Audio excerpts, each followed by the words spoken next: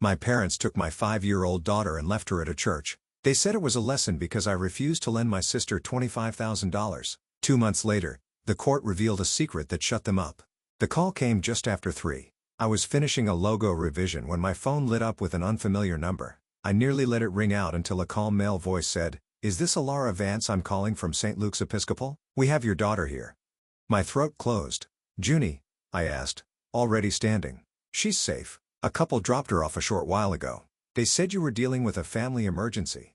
My stomach turned. Junie was supposed to be at kindergarten, not in the care of strangers at a church. I didn't ask any more questions. I just grabbed my keys and ran. The drive blurred. I barely remembered traffic lights or the way my knuckles whitened around the steering wheel. My only focus was getting to her. When I finally pulled up in front of the church, I couldn't breathe properly. A woman guided me through the narthex to a quiet side room, and there she was, my little girl, sitting on a bench that seemed too big for her legs dangling, clutching a foam cup of cocoa with both hands. When she saw me, her face lit up, then folded. She jumped down and ran straight into my arms. "Mommy." I dropped to the floor and held her as tightly as I could. "Are you okay? Did they hurt you?" My voice came out in pieces. She shook her head, but whispered, "They said, you didn't want me anymore." My chest cracked. 2 days ago my father had said it so casually over the phone. "You chose money over family. Don't be surprised when family stops choosing you." I thought it was emotional blackmail. I didn't think they'd go this far. I cradled her face. "I want you more than anything, Junie. You didn't do anything wrong, okay? Nothing." She nodded against me, her grip not loosening. The priest approached and handed me a folded note. No signature, just 6 words until she learns what matters most. I didn't cry. I carried my daughter out to the car. Her head rested on my shoulder like it had when she was a baby. She didn't let go, and neither did I. By the time I clicked her seatbelt into place, one thing was crystal clear. This wasn't just a sick message, it was war. Growing up in the Vance household meant learning early where you stood and where you didn't. I was the oldest, the reliable one, the fixer. Lacey, on the other hand, was the light, the girl with big eyes, big dreams, and a magnetic way of making you believe in her even when she'd done nothing to earn it. When she failed biology in 9th grade, my mother said, "She's creative, not academic." When I got into Stanford on scholarship, my father asked if I had a fallback plan. Every win I earned was expected. Every loss of hers was softened, blamed on the world, not understanding her vision. Her vision changed with the seasons. At 22, she wanted to open a vegan cafe. By 25, it was a boutique perfume line. None of them made it past the 1-year mark. But Doreen and Carl always showed up while its open disappointment carefully reserved only for me. 3 months ago, she invited me to lunch at a place that looked more like a spa brochure than a restaurant. She ordered champagne before I sat down. "I've got something big this time." She said, eyes shining. "A luxury skincare lounge. High-end facials, botanical therapy, CBD-infused masks. It's going to blow up. I just need $30,000 to secure the lease." I laughed. I actually laughed. "Lacey, are you serious? That's your 3rd one in 6 years." Her smile faded. "This one's different. I'm working with an influencer. She's got 1 million followers." "No." I didn't raise my voice. "I didn't need to. I'm not doing this again. I have a child to raise, a business to run." She stared at me like I'd spat in her drink. "You've changed," she said coldly. "You used to care about family." That same night, my father called. "No, hello. Just I hear you're withholding help again." It wasn't a request. It was a warning. One I didn't take seriously until they took Junie. 2 weeks after that lunch, Lacey showed up at my house with a folder of Frappuccino and the smug certainty of someone who thought no was a soft maybe. "I figured showing you the numbers would help," she said, sliding the folder across my kitchen counter like we were in a boardroom. Junie was napping upstairs. I didn't want a scene. The folder was filled with mock-ups, social media projections, a floor plan sketch. She had already picked out eucalyptus-scented towels. "Lacey," I said gently, "this looks nice, but I'm not in a position to invest." Her jaw tightened. "It's not an investment. It's a loan. I'll pay you back in 6 months tops. I'm a single mom," I said quietly. "Not a bank." Her smile vanished. She stood smoothing out her blazer like she hadn't just thrown her dignity on my counter. "It's always about your daughter, your grief, your struggle. You act like you're the only one who's ever had it hard." "I act like someone who's still standing after having everything ripped away. That's not selfish. That's survival." She left without saying goodbye. The next morning, I got a text from my mom. "You know how hard your sister is trying. Maybe show a little compassion." Then a call from my dad: "If your mother gets sick from the stress that's on you." 3 days later, Radio silence. No good mornings. No weekend check-ins. No Junie looked so cute in her Easter dress texts. Just an empty inbox and an eerie kind of quiet that made me check my phone more than I should have. I thought that silence was the punishment, that they'd cut me off to make a point. I was wrong. The silence wasn't the punishment. It was the setup. It was raining hard that Thursday. I remember because I had left Junie's yellow rain boots in the car by mistake, and I'd been kicking myself for it all morning. I was deep into a rebranding project when the school number flashed on my phone. I answered immediately. "Hi, Miss Vance," the secretary said. "Just confirming, did someone new get added to Junie's pickup list?" My stomach dropped. "No," I said, already standing. "Why, she was signed out about 30 minutes ago."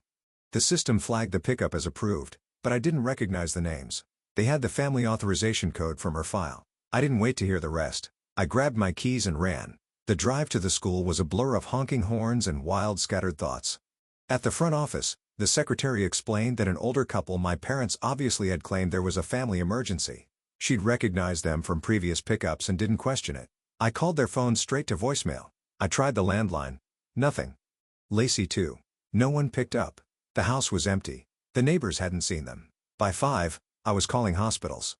By 6, I was pacing with the phone in my hand, trying not to throw it. And then the call came. A quiet, steady voice. "Is this Alara Vance? I'm Father Rourke at St. Luke's Episcopal. I believe your daughter's here with us." 15 minutes later, I burst through the church doors soaked and breathless. Junie was sitting on a bench in the lobby holding a plastic cup of cocoa, her cheeks blotchy from crying. She ran to me the second she saw me. I dropped to my knees and held her like I'd never let go. "Are you hurt?" I whispered. She shook her head. "They said, you needed to learn what matters." The priest approached quietly and handed me a folded note. 6 words written in my mother's handwriting. "You'll understand when you choose family again." I stared at the paper, my hand trembling. Junie clutched my coat and wouldn't let go. The rage didn't come right away. First came the stillness, then the certainty. They'd crossed a line. I couldn't let them step back over. Officer Monroe didn't sugarcoat it. "This isn't just a bad judgment call," she said, flipping through her notepad. "It's child endangerment, Miss Vance, plain and simple." I sat across from her at the station. Junie curled up beside me with a stuffed bunny someone from the front desk had handed her. My voice felt thin like it belonged to someone else. I told the officer everything: how my parents had taken Junie without my knowledge, how they used outdated authorization codes to bypass the school's safeguards, how they'd left her at a church with nothing but a change of clothes and a note. When I stopped talking, Officer Monroe simply said, "Let's get the report filed." That night, I barely slept. Junie refused to leave my side, and I couldn't bring myself to move either. The following morning, a social worker from Child Protective Services arrived to assess our situation. She was kind but firm. I understood. They had to check everything now because someone had failed my daughter. By the end of the week, Rowan had moved into our guest room. He brought groceries, changed light bulbs I didn't realize had gone out, and handled school pickup while I met with a lawyer. Janelle Ruiz came highly recommended, and from the first moment we sat down, I knew why. She didn't flinch at the words family and police report being in the same sentence. "You're not overreacting," she said after reading the incident file. "You're protecting your child. The law is on your side." Still, I felt the weight of it. Filing charges against your own parents isn't something you prepare for. But they hadn't just crossed a boundary, they'd dismantled one. And I was done rebuilding things for them. After the police report was filed, everything slowed down but never really stopped. Junie still clung to me at night. Rowan kept the house running while I handled meetings and interviews. Janelle warned me the process could take months, so I filled the waiting with purpose. I began documenting everything. Texts, voicemails, screenshots, dates. Every scrap of interaction with my parents or Lacey, I saved. One evening, while organizing paperwork for Janelle, I opened the fireproof box that held Robert's estate documents. It had been years since I touched them. I thought everything had already been handled, but in a manila folder near the back, I found a property deed I didn't recognize. It was a small plot of land, nothing big, just a lakeside parcel Robert's grandmother had left for Junie in her will. It wasn't worth a fortune, but it had sentimental value, and it was supposed to be hers. Except it wasn't anymore. The deed had been transferred out of Junie's name 6 months ago. Sold. Signed by Carl and Doreen as trustees of her inheritance. I stared at the signatures, not breathing, as the realization hit. They sold it. They took something that belonged to my daughter and liquidated it without ever telling me. I dug deeper and found the transaction details. The buyer's name was Vague Sum Holding Company, but the transfer memo referenced a payment wired directly to a business account under Lacey's name. They used Junie's inheritance to fund her skincare lounge. I sat on the floor surrounded by documents shaking from the inside out. They hadn't just crossed legal lines. They had violated something sacred. They'd taken from a child who had already lost her father, and now they wanted to teach me a lesson. I put the papers back in order, added them to the case file, and sent Janelle an email before the adrenaline wore off. The courtroom felt colder than I expected. Not physically, just in the way every sound echoed and every glance held weight. Janelle sat beside me calm and composed while I clutched the folder that had become the quiet record of my family's betrayal. Carl and Doreen sat across the aisle with their attorneys stiff and expressionless. My mother wore a gray suit too big at the shoulders. My father didn't look at me at all. When the judge called our case, I stood. My hands didn't shake. Not anymore. Janelle began with the abandonment report, how Junie had been taken from school without my knowledge, delivered to a church and left there with nothing but a note. She passed the paper to the judge, who read it silently, lips pressed into a hard line. Then came the documents. The property deed, the sale confirmation, the payment transfer memo, all of it laid out with precise, painful clarity.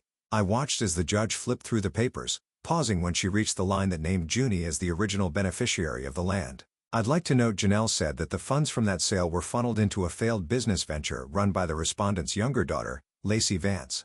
My mother's attorney stood. Your Honor, my clients acted in good faith. They were trying to provide for the family as a whole. Their actions were rooted in concern for their granddaughter's emotional stability given Miss Vance's. The judge held up a hand. She turned back to me. Miss Vance, do you have anything you'd like to say? I looked at my parents. They didn't protect Junie from instability. They caused it. They stole from her, abandoned her, and tried to spin it as love. This wasn't a mistake. It was a decision. The judge didn't respond right away. She simply nodded once, then looked down at the file in front of her. I find sufficient grounds for the immediate suspension of contact between the respondents and the minor child. Further visitation will require family counseling and court review. No one moved. The silence that followed wasn't tense. It was hollow. The order came through 2 days after the hearing. Full custody protection. No contact from Carl or Doreen unless approved by the court and preceded by mandatory therapy. The paper felt lighter than it should have. It didn't undo what they did, but it gave me room to breathe. Janelle called it a clean win. I called it survival. Lacey never showed. She hadn't returned a single message from anyone since the hearing notice. Rowan said he heard from someone at his office that she was spotted boarding a bus headed east with 2 oversized duffels and a new hair color. I didn't care where she went. I just hoped she didn't leave a trail of broken people behind her again. Junie started sleeping through the night again. The nightmares came less often, and when they did, she no longer screamed. She would just crawl into bed next to me and whisper, "I'm okay now," as if convincing herself. But one night, as I tucked her in, she looked up at me and asked softly, "Do Grandma and Grandpa still love me?" The question hit like a bruise forming under the skin, slow and deep. I knelt beside her bed and brushed her hair back. "I think they don't know how to love the right way," I said. "But that doesn't mean you did anything wrong." She nodded, her lips pressed together like she was afraid her feelings might spill out if she moved too much. "I love you the right way," I added, holding her hand. "The kind that keeps you safe." That seemed to settle something in her because she turned over and hugged her stuffed rabbit tight, breathing slow and even. After she fell asleep, I sat at the kitchen table and stared at the stack of unopened mail. Rowan had gone back to his place the week before, promising to be on call for anything. I believed him. The house was quiet, but it wasn't empty anymore. I could feel something returning, something steady, something honest, but the past wasn't finished with us yet. I didn't expect to see him again, not that soon. But there he was, Carl Vance, standing on my front porch with his shoulders slumped and a worn duffel bag in his hand.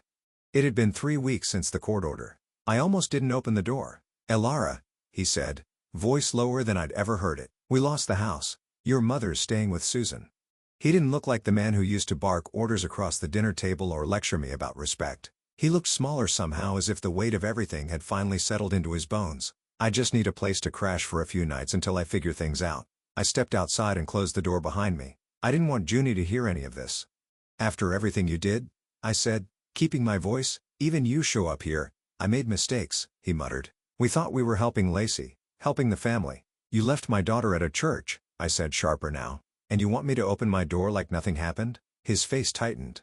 "We didn't think you'd go this far." The door creaked open behind me. Junie peeked out, her eyes wide. When she saw him, she shrank back and whispered, "I don't want him in our house." That was it. That was the line I'd never let anyone cross. I turned to her and nodded gently. "It's okay, sweetie. Go back inside. I'll be right there." Then I faced him again. "You need to leave. Now." His jaw flexed like he wanted to argue, but something in my face must have stopped him. He stepped back slowly, then turned and walked down the steps. I watched until he disappeared around the corner. When I came back inside, Junie was already curled on the couch, clutching her stuffed rabbit. I sat beside her and pulled a blanket over us both. She didn't ask what he wanted. She didn't have to.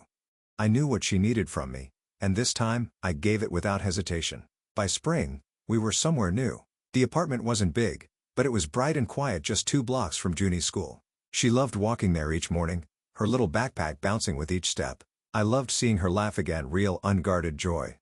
We had dinner with Rowan and his husband every Sunday. They brought board games, I brought dessert, and Junie called them her favorite uncles. No one talked about courtrooms or grandparents or what we'd left behind, just stories and second helpings and soft goodnights. I unpacked slowly. I wanted this place to feel earned.